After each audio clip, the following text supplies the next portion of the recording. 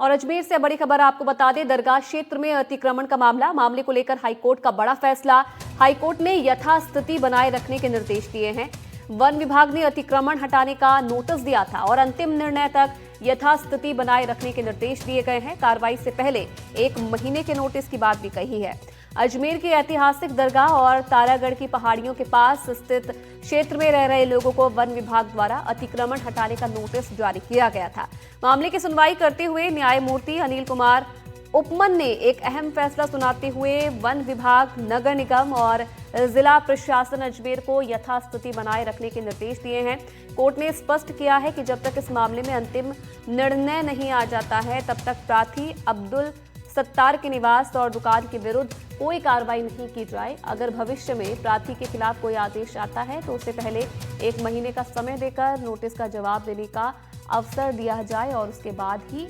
नियमानुसार निस्तारण हो।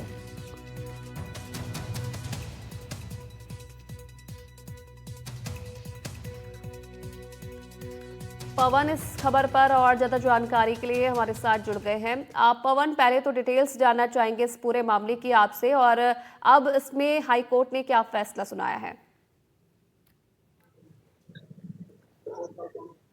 जी बिल्कुल, देखिए अजमेर के अंदरकोट निवासी अब्दुल सत्तार के द्वारा हाई कोर्ट में एक याचिका दर्ज कराई गई थी 1 अप्रैल 2025 को, जिसमें ये बताया गया था कि उनके 5 पीढ़ी के जो लोग हैं, 5 पीढ़ी के परिवार है, वो इस क्षेत्र में रह रहे हैं और उनके पास बिजली का कनेक्शन भी है और दस्तावेज भी है। इसी आधार को मानते हुए आज हाईकोर्ट के जो जस्टिस हैं अनिल कुमार उपमन, उन्होंने एक महत्वपूर्ण आदेश जारी करते हुए कहा कि जो लोग यहाँ पर रह रहे हैं, अब्दुल सत्तार का परिवार जो यहाँ पर रह रहा है, उनको यथास्थिति के आदेश दिए जाए, किसी प्रकार की कोई तोड़फोड़ ना की जाए। पिछले दिनों वन विभाग, अजमेर प्रशासन और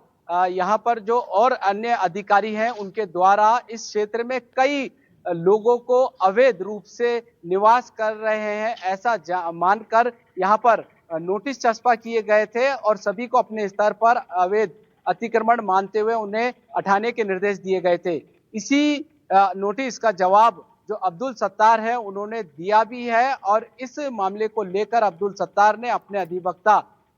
सजाद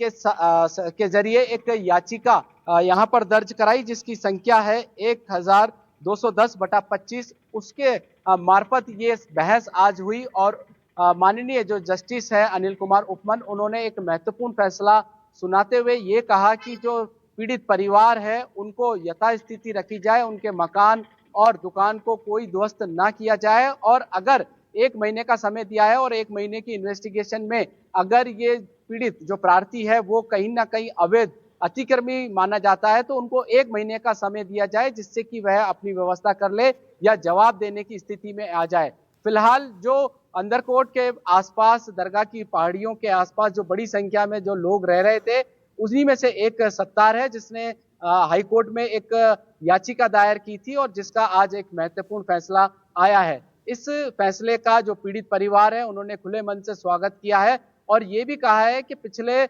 55 साल से उनका और उनका परिवार 5 पीढ़ियों से यहाँ पर रह रहा है और उनके यहाँ रहने के जो सरकारी दस्तावेज है वो भी उनके पास है। जी चलिए, बिल्कुल पवन, अब देखने वाली बात है आगे इसमें और क्या कुछ देखने को मिलता है। बहुत धन्यवाद आपका तमाम जानकारी देने के लिए इस पूरी खबर पर।